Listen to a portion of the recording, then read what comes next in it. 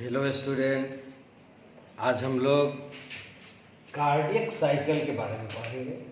Cardiac cycle का मतलब हो गया हृदय चक्र।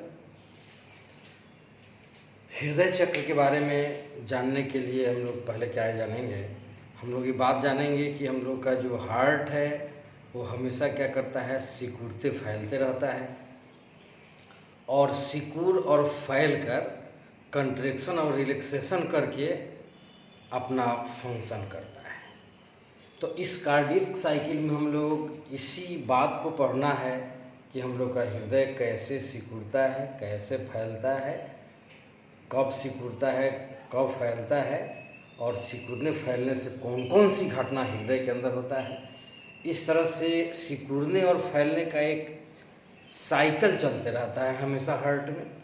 जब से हम लोग का हार्ट जो है स्टार्ट होता है तब तक जो है, तब से लेकर और अंत तक जो है हृदय अपना जो है कंट्रैक्शन और रिलैक्सेशन को शो करते रहता है। इसी साइकिल के रिपीटेड प्रोसेस को हम लोग कार्डियक साइकिल कहते हैं।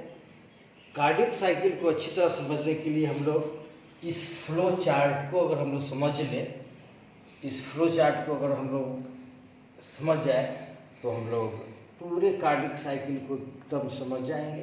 तो इसलिए इस फ्लो चार्ट को हम लोग समझते हैं। जब हम लोग का हार्ट जब काम करना शुरू करता है उस समय ज्वाइंट डायस्टोल स्टेज में रहता है।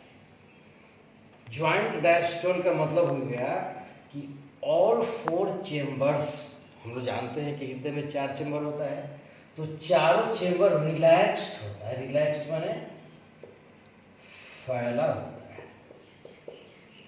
हम लोग का चारों ज्वाइंट डायस्टोल का मीनिंग हो गया कि हृदय के चारों चेम्बर रिलैक्स्ड है, फैला हुआ है। तो उस समय ज्वाइंट डायस्टोल के समय कौन कौन सा घटना होता है, इस चीज को हम लोग को समझते हैं इसके द्वारा।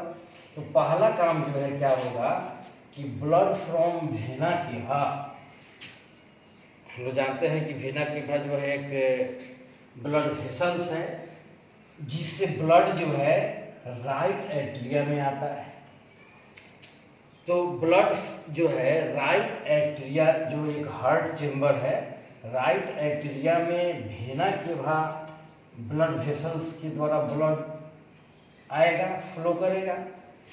दूसरा काम blood from pulmonary vein, pulmonary vein जो लंग्स से ब्लड को लेके आकर लेफ्ट एट्रिया में पहुंचाता है, तो वो भी काम होता रहेगा।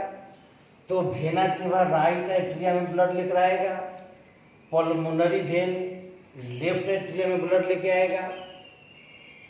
उस समय बाइकस्पिड और ट्राइकस्पिड वाल्व जो हम लोग पिछले वीडियो में देखे थे, हार्ट स्ट्रक्चर में देखे थे, बाइकस्पिड और ट्राइकस्पिड वाल्व होता था, वो खुला होता है। ज्वाइंट डायस्टोल के समय बाइकस्पिड और ट्राइकस्पिड वाल्व खुला होता है, जिससे राइट वेंट्रिकल और लेफ्ट वेंट्रिकल में ब्लड राइट एट्रिया से और लेफ्ट एट्रिया से ब्लड फ्लो करते रहता है। मतलब कहने का मतलब हुआ कि राइट एट्रिया से ब्लड फ्लो राइट वेंट्रिकल में और लेफ्ट एट्रिया से ब्लड लेफ्ट वेंट्रिकल में जाएगा। और सेमीलूनर वाल्व, एक और हार्ट में वाल्व होता है सेमीलूनर वाल्व, जो पल्मोनरी आर्टरी और अरोटा को के ओपनिंग को गाइड करता है। सेमीलूनर वाल्व वो बंद रहता है। तो ज्वाइंट डायस्टोल के समय ये सब घटनाएं होते रहता है। वेना केवा से राइट एट्रिया में ब्लड आएगा, पल्मोनरी वेन के द्वारा लेफ्ट एट्रिया में ब्लड आएगा, बाइकस्पिड ट्राइकस्पिड वाल्व खुला होगा, सेमीलूनर वाल्व क्लोज होगा, राइट एट्रिया से ब्लड लेफ्ट राइट एट्रिया से ब्लड राइट वेंट्रिकल में और लेफ्ट एट्रिया से ब्लड लेफ्ट वेंट्रिकल में फ्लो करते रहेगा। इतना ज्वाइंट डायस्टोल में होता है। जब ब्लड राइट और लेफ्ट एट्रिया में भर जाता है तो उस समय ऐसे नोड से एक एक्शन पोटेंशियल इम्पल्स, हम लोग ये भी जानते हैं कि राइट एट्रिया में ऐसे नोड होता है जो जेनरेट करता है एक्शन पोटेंशियल इम्पल्स।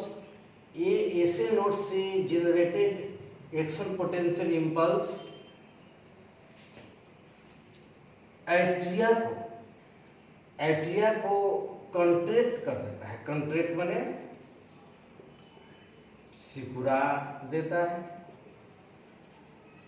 एट्रिया को ऐसे नोड से generated action potential impulse atrial systole create करता है, मतलब एट्रिया को सिकुड़ा देता है, जिसको एट्रियल सिस्टोल कहते हैं। यहाँ सिस्टोल का मतलब कंट्रैक्शन होता है, सिकुड़ना होता है। तो एट्रियल सिस्टोल मतलब यहाँ एट्रिया क्या होगा, सिकुड़ेगा। तो एट्रिया के सिकुड़ने से अब कौन कौन सी घटना होगी, तो increased blood flow in ventricle 30%। अब वेंट्रिकल में ब्लड फ्लो 30% बढ़ जाएगा। जो ब्लड राइट एट्रिया से राइट वेंट्रिकल और लेफ्ट एट्रिया से लेफ्ट वेंट्रिकल में जो ब्लड आ रहा था, अब एट्रियल सिस्टोल के कारण 30% फ्लो बढ़ जाएगा। उसके बाद में जो एक्शन पोटेंशियल जो होगा ऐसे नोड से उत्पन्न, वो कंडक्टेड माने संचालन चलेगा टू वेंट्रिकुलर मस्कुलेचर, वेंट्रिकल के मसल्स में, मांसपेशी में, through bundle of His and Purkinje fibre, जो हम लोग देखे भी थे कंडक्शन ऑफ इम्पल्स में, कि एक्शन पोटेंशियल जो ऐसे नोड से उत्पन्न हुआ है वो बंडल ऑफ हिस और पुरकेंजी फाइबर के द्वारा वेंट्रिकल के दीवार में जाता है, जिससे अब वेंट्रिकल जो है सिकुड़ेगा, मतलब वेंट्रिकुलर सिस्टोल। सिस्टोल का मतलब हम लोग अभी देखे थे कंट्रैक्शन। कंट्रैक्शन मीन्स सिकुड़ना, जो हम लोग को पीछे भी आया शब्द आया था। तो वेंट्रिकुलर सिस्टोल आएगा, वेंट्रिकुलर सिस्टोल, वेंट्रिकुल अब सिकुड़ेगा। उसी वक्त वेंट्रिकल के कंट्रैक्शन के साथ साथ एट्रिया जो है डायस्टोल स्टेज में आ जाता है, माने रिलैक्स्ड। यहाँ डायस्टोल का मतलब हो गया रिलैक्स्ड, फैल जाता है, फैल जाता है। तो वेंट्रिकल जब सिकुड़ा उस समय एट्रिया फैल गया। ये दोनों जो है घटना साथ साथ होता है, इसलिए हम लोग यहाँ पर लिए हैं। चलिए यहाँ से आगे बढ़ते हैं। यहाँ वेंट्रिकल क्या हुआ है, सिस्टोलिक स्टेज में है, सिकुड़ा हुआ है। तो वेंट्रिकल क्यों सिस्टोलिक स्टेज में आया, ड्यू टू एक्शन पोटेंशियल जो ऐसे नोड से उत्पन्न हुआ, वो बंडल ऑफ हिस और पुरकेंजी फाइबर के कारण वेंट्रिकल के दीवार में आया है। इसके कारण वेंट्रिकुलर सिस्टोल हुआ है। और वेंट्रिकुलर सिस्टोल के कारण अब क्या क्या हुआ है सो देखते हैं। इस ये उनके द्वारा इंक्रीजिंग वेंट्रिकुलर प्रेशर, मतलब वेंट्रिकुलर प्रेशर माने वेंट्रिकल में प्रेशर जो है बढ़ जाएगा। Closure of bicuspid and tricuspid valve, bicuspid और ट्राइकस्पिड वाल्व क्या होंगे, बंद हो जाएंगे। वेंट्रिकुलर प्रेशर बढ़ेगा तो बाइकस्पिड और ट्राइकस्पिड वाल्व बंद हो जाएगा। बंद हो जाने से क्या फायदा होता है कि जो वेंट्रिकल के अंदर जो ब्लड आया है वो वापस ऑरिकल में जो है रिवर्स न कर जाए, वापस न चला जाए। इसीलिए जो बाइकस्पिड और ट्राइकस्पिड वाल्व यहाँ बंद हो जाते हैं वेंट्रिकुलर सिस्टोल में। और सेमिलुनर वाल्व जो अब तक बंद था वो सेमिलुनर वाल्व खुल जाता है वेंट्रिकुलर सिस्टोल के दौरान। अब जो है वेंट्रिकुलर सिस्टोल के दौरान जो है सेमी लूनर वाल्व जब ओपन करता है तो इस सेमी लूनर वाल्व से राइट वेंट्रिकल का ब्लड पल्मोनरी आर्टरी के द्वारा जो है लंग्स में चला जाता है और एरोटा के द्वारा बॉडी में चला जाता है। उसके बाद जो है एक्शन पोटेंशियल इम्पल्स जो है समाप्त होता है और फिर जो है वेंट्रिकल डायस्टोल स्टेज में आता है। डायस्टोल मतलब रिलैक्स्ड, हम देखे हैं, रिलैक्स्ड मैंने फिर फैल जाना। यहाँ पर दो बात हम लोग जानेंगे, एक डायस्टोल और एक सिस्टोल। तो यहाँ डायस्टोल का मतलब हो गया कि ये रिलैक्स्ड कर गया, मतलब फैल गया, और एक सिस्टोल है, जहाँ सिस्टोल होगा वहाँ हम कंट्रैक्शन समझेंगे, सिकुड़ जाना। अब वेंट्रिकल डायस्टोल में आ गया, आर्टेरिया जो है डायस्टोल स्टेज में आ ही चुका है। फिर अब यहाँ आर्टेरिया और वेंट्रिकल दोनों डायस्टोल में आ गया, मतलब फिर जहाँ से हम लोग चले थे ज्वाइंट डायस्टोल से फिर ज्वाइंट डायस्टोल आ गया। इस तरह से ये साइकिल्स हमेशा चलते रहता है। हार्ट के अंदर ये साइकिल हमेशा चलते रहता है। ज्वाइंट डायस्टोल में आता है, फिर एट्रियल सिस्टोल में आता है, फिर वेंट्रिकुलर सिस्टोल में आता है, फिर वेंट्रिकुलर डायस्टोल होता है, वेंट्रिकुलर डायस्टोल जो है फिर ज्वाइंट डायस्टोल में आ जाता है। इस तरह का एकदम रिपीटेड एक्शन में जो है चलते रहता है और इसी को हम लोग कार्डियक साइकिल बोलते हैं। और ज्वाइंट डायस्टोल में कौन कौन सी घटना हुआ है यहाँ पर लिस्टेड किया गया है। एट्रियल सिस्टोल के दौरान कौन सी घटना होती है, वेंट्रिकुलर सिस्टोल के दौरान कौन सी घटना होती है, वेंट्रिकुलर डायस्टोल के दौरान कौन सी घटना होती है, ज्वाइंट डायस्टोल में अब फिर जो है ये एक्शन होना शुरू हो जाएगा।